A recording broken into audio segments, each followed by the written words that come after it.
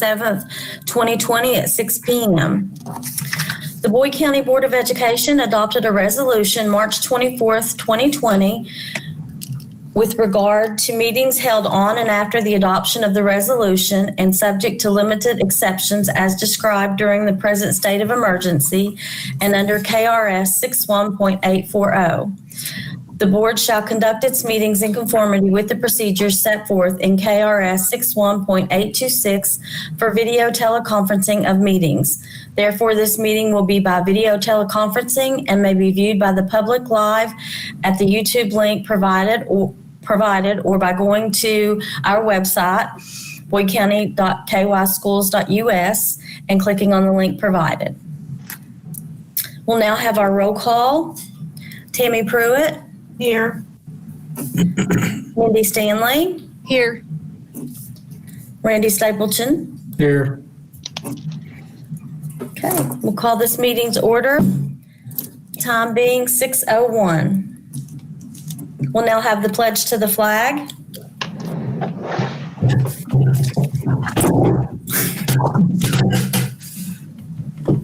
I pledge allegiance to the flag of the United States of America and to the republic for which it stands, one nation, under God, indivisible, with liberty and justice for all.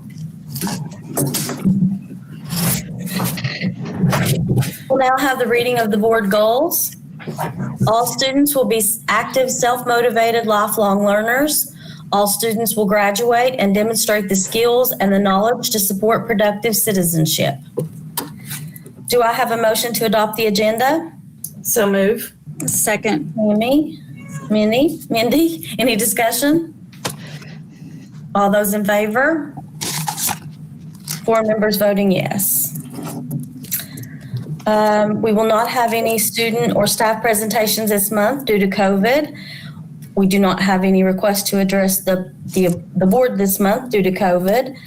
And we'll have our dialogue topics, school calendars, fiscal year 2020-2021 with Marcy Prater. Good evening, guys. I'm not going to turn my computer on because, of course, I don't want to mess with your all's. It looks like it's going good, so I'm not going to bother you. Just a couple of things. We have the calendar committee has not met yet. We are going to, since we got a late start, and I'll be honest with you, I cannot believe it's October already. So we have not met, and I have that set up to meet within the next couple of weeks. Of course, it will be virtual with all of the teachers.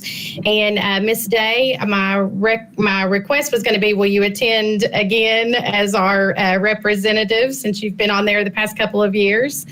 Sure. I have thrown around some ideas on what I would like to do for the calendar for the next couple of years, or next year, I should say. Of course, it's all going to be dependent on whatever plays out with COVID. But Mr. Boblet and I have always been, we like that later start. And although I can't say that I would definitely recommend starting after Labor Day, I do like that later August start. And if there is a way, and we kind of worked it out this year for us to be able to do that and do it effectively and service all of our students' needs, I would like to present one of our options to the calendar committee would be a later start that would meet that boat dock bill, and I believe that's what it's called. If I'm wrong, Mr. Boblet, you tell me. It's affectionately called that. Okay, and that's to help Kentucky tourism, but it does allow us to do 170 days and be a little bit more flexible there with our time. A lot of families have told us they like to travel there towards the end of the summer. So that's always an option. Of course, I would look at our normal start time, which is around the middle of August. And next year, that would be August let me look that to make sure. I want to say the 14th, but I'm not positive. Nope. Okay. It's the 11th or the 18th. So there will be a couple of options. Of course, we would look at adding a fall break. And and our Thanksgiving break. I think we added a fall break. Am I right, Mr. Bobbitt, last year? Our original calendar had, I believe it was a Friday, Monday. Yes, ma'am. I'll be honest with you. I've done so many calendars. I can't remember what's what. I probably got it somewhere. I'm sure Uh-oh. We lost her. We just lost Marcy. Marcy has left the meeting. We'll give her a second to see if she can rejoin. I believe we had a long weekend for fall break last year. I believe you're correct. And I think you all did it during like the same week because it's hard for parents to get off one week and then off the other week, like a Thursday, Friday.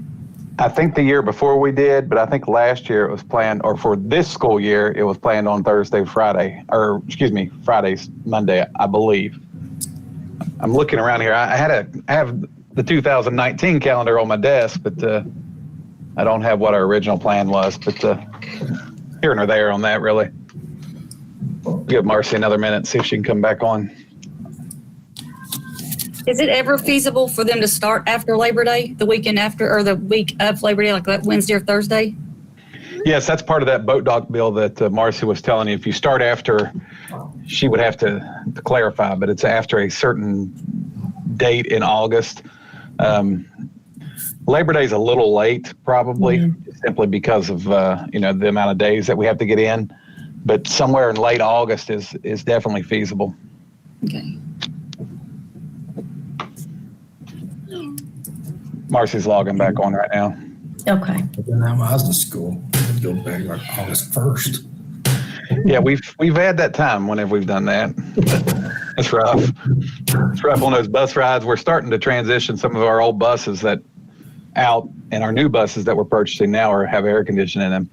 But still, that's we still have a lot of buses that don't have it. But, that bus ride home at 4:00 is rough. If you remember a couple of years ago, we had some school districts that because it was so hot, they're passing out. We did it too, but they were closing early because of the heat, and bus rides. And the temperature on a school bus is upwards of 95 degrees or what have you. That's a rough ride home. Yeah, and in August too, that's the hottest month. And you're gonna, the kids can still be outside playing. And the later we start, and it's the electric bill. All of it. I always hated it, getting off that hot bus. And then I had to walk up my street, and especially during gardening season, my mom would be canning, and the house would be so hot. I would dread going home. Back in the old days, Yes. A couple years ago.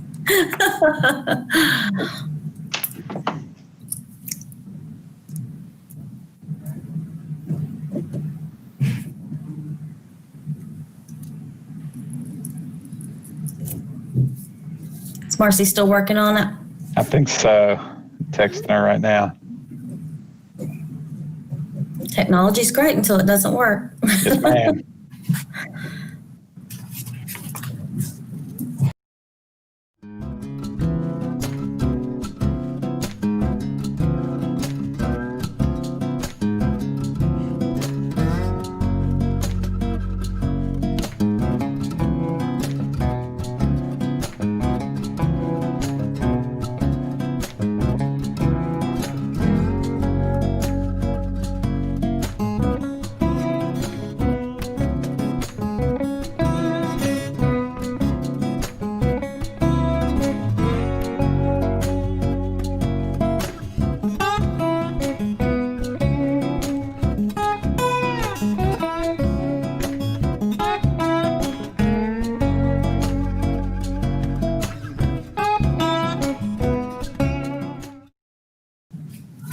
Sorry about that, folks.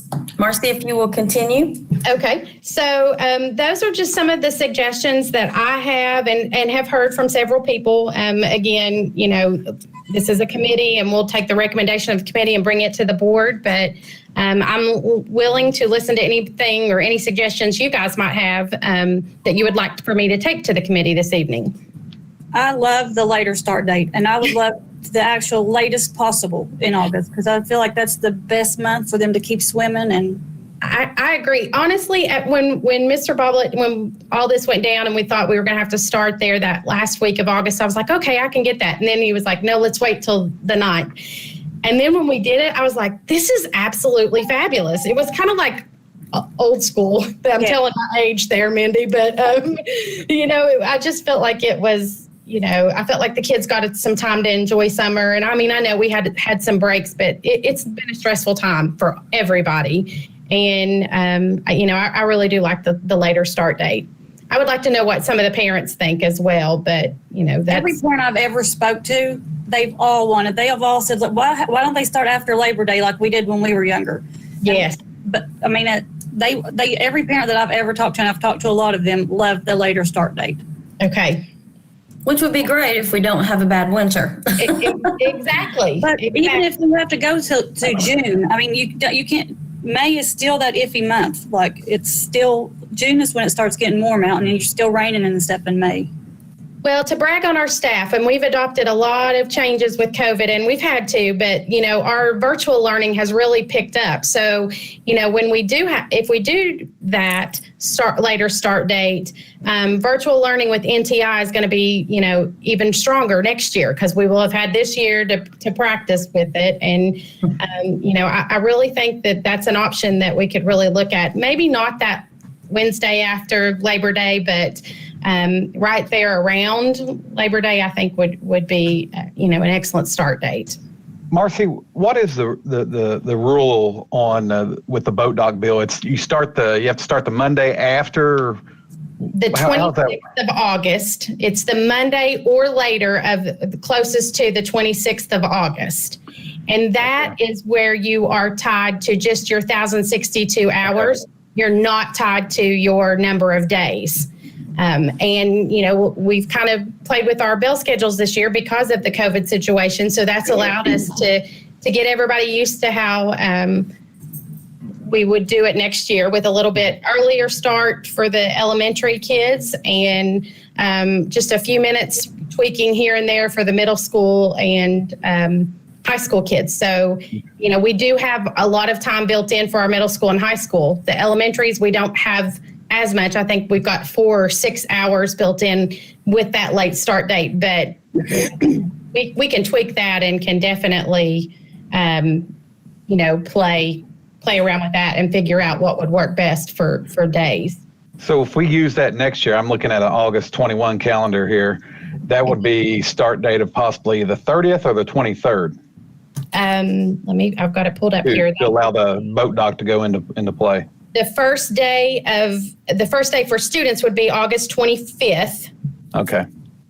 So staff would be, probably our PL days. We like to put those at the front. So that would be the 23rd, opening day the 24th, first day for kids the 25th. So they would have about a week and a half in class, and then they would be out for Labor Day, which is enough time to get them acquainted with what's going on and still have a little bit of summer there to enjoy. Sure. Is there any way for those younger kids to come a little later than 7:30, or that's just how it has to work? Because I know that's still awful early. It is awfully early, and I agree with you, because especially being a former elementary principal, that's a hard time to get kids there and make sure that we're not messing with tardies and attendance and issues. I think this year we had to do it because of the bus routes with COVID and the way we had to do two morning trips. So that was the best route for us. We can always play around with it. It's just the later when we start later, we are tied to that 1,062 hours. So we have to make sure that we're getting those hours in and do it effectively. And if you start school time-wise later in the morning, then that means so we can get that 1,062. The dismissal's a little bit later. So there's always options there. Just if you do one thing, then that affects the other thing. So which then affects after school activities, sports activities for buses, getting buses to sporting events and so forth. So poor Cheryl, I would not want to be in her shoes. So a lot of these start times are contingent upon transportation. It's always a problem. With the amount of drivers that we have or lack thereof. They do a wonderful job in working it all out. But we did do the 2 routes. We had been talking about it before COVID hit. And, it seems to be working out all right. Of course, we don't have a lot of kids on the buses right now anyways, because of that. But, we can always, there's a lot of things that we can work with.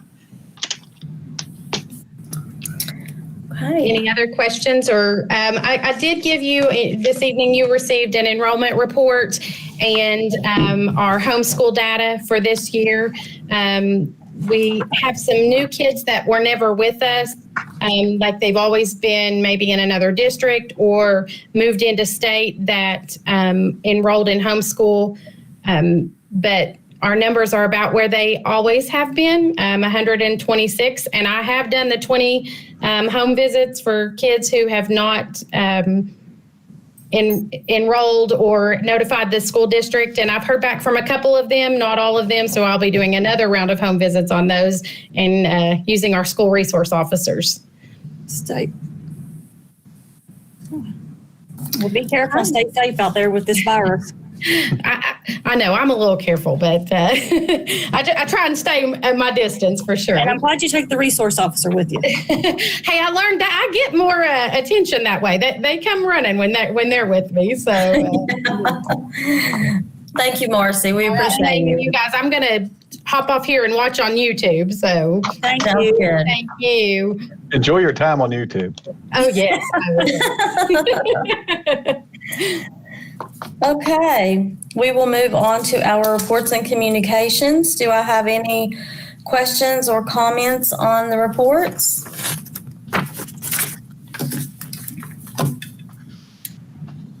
Okay, we will move on to our action items. 11.1, consider approving superintendent's recommendation in accordance with board policy number 09.125, KRS 157.3504, and 704 KAR 7125, non-resident contracts for students to and from the Boyd County District and to and from the following school districts for the 2021-2022 school year. Ashland Independent, Greenup County, Raceland Independent for the 2021-2022 school year. The Boyd County Board will neither charge tuition nor pay tuition for students to or from these school districts. Do I have a motion? So move. Second. Mindy, any discussion? All those in favor? 4 members voting yes.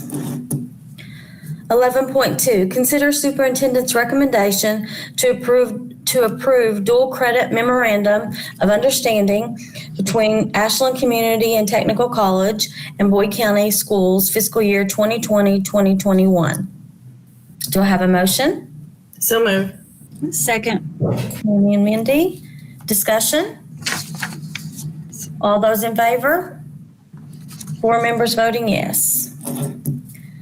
11.3, consider superintendent's recommendation to approve a new board procedure draft, powers and duties of the Board of Education, request to address the board, 01.421 AP2 as presented by Kentucky School Boards Association. This is a new board procedure draft. The current form used is not board procedure. This form will provide for public comment, identifying the individual, organization, and limit commentary to 3 minutes or as determined by the board chair, and identify the topic of discussion. This coincides with the board policy 01.421, public participation in open meetings. Public participation, persons wishing to address the board must first be recognized by the chairman. Procedures require only a review and adoption, not 2 readings as required for policies. Do I have a motion? So move. Second. Tammy, Mindy, discussion? So basically the only thing that's changing is we're limiting their time, correct? Yes, ma'am, and it's in writing now. In the Right. past, we didn't have it in writing. Was it 5 minutes in the past? Or what? Well, that's kind of what we went with, but it was not part of the actual procedure. That's good. Okay, all those in favor? 4 members voting yes. 11.4, approve recommendation of Special Education Director Dara Sue Williams to approve the contract service agreement between Boyd County Public Schools and Autism Services Center, Huntington, West Virginia, to provide ABA therapy and education services to a Boyd County high school student Monday through Friday, 9 a.m. to 3 p.m. on days when school is in session. Do I have a motion? So move. Second. Mindy, discussion? All those in favor? 4 members voting yes. 11.5, approve recommendation of Special Education Director Dara Sue Williams to approve the contract service agreement between Boyd County Public Schools and Autism Services Center, Huntington, West Virginia, to provide ABA therapy, occupational therapy, and education services to a Boyd County middle school student Monday through Friday, 9 a.m. to 3 p.m. when school is in session. Do I have a motion? So move. Second. Mindy, discussion? All those in favor? 4 members voting yes. 11.6, consider approving request from Cheryl Caldwell, Transportation Director, to surplus 7 school buses and the old band bus and advertise to sell. Do I have a motion? So move. Second. Jamie, Mindy, discussion? All those in favor? 4 members voting yes. 11.7, pursuant to KRS 156.5578 and to be compliant with the district evaluation plan, approve superintendent's recommendation to appoint district certified employee Matt Spade as the member appointed by the Board of Education to serve on the Certified Evaluation Appeals Committee. Do I have a motion? So move. Second. Mindy, any discussion? All those in favor? 4 members voting yes. Okay, 11.8, consider superintendent's recommendation to appoint a chairperson and an alternate chairperson to serve on the Certified Evaluation Appeals Committee. Do I have a motion? So move. Second. Mindy, discussion? All those in favor? 4 members voting yes. 11.9, consider superintendent's recommendation to appoint a classified chairperson and an alternate chairperson to the Classified Evaluation Appeals Committee. Do I have a motion? So move. Second. Amy, Mindy, discussion? All those in favor? 4 members voting yes. 11.10, approve recommendations of superintendent to approve the KISTA participation resolution as follows. A resolution of the Board of Education authorizing the execution of an equipment lease and security agreement between the Kentucky Interlocal School Transportation Association and the board providing for the acquisition and leasing of school buses and approving generally the plan of financing the acquisition of school buses for and on behalf of the board, and to purchase one 16 plus 4 passenger Thomas Built Special Needs bus with added equipment, one 72 passenger Thomas Built regular bus with added equipment, one 78 passenger Thomas Built regular bus with added equipment, one 72 passenger International Corp regular bus with added equipment, as listed on the purchase orders, for a total of $448,093. Do I have a motion? So move. Second. Tammy? Mindy, any discussion on that? All those in favor? Yes. 4 members voting yes. Scott, did you have something to add? Yeah, real quick on that. We're hoping right now, we're supposed to find out first of next week or sometime next week about the Volkswagen bus settlement thing or whatever that went through the state. And we're going to get money back on a bus. Cheryl Caldwell, then they found a bus that we used, had to be a certain age bus that was used either daily, or we had an older bus that we used almost daily because it was a spare bus, but we used it a lot. And by putting that submitting that into this Volkswagen settlement, we're going to get we may get up to 100% of one of those buses that we just did on KISS that paid for. Awesome. Okay, so it depends on how many school districts submit buses for the settlement, you know, and those sort of things. So what we're looking at, it's either up to 50% or even up to almost a full bus to get reimbursed for. So we'll find out next week. So we may be coming back and redoing this, or we may end up just revising it and updating it at the next board meeting. And KDE said that we could do that.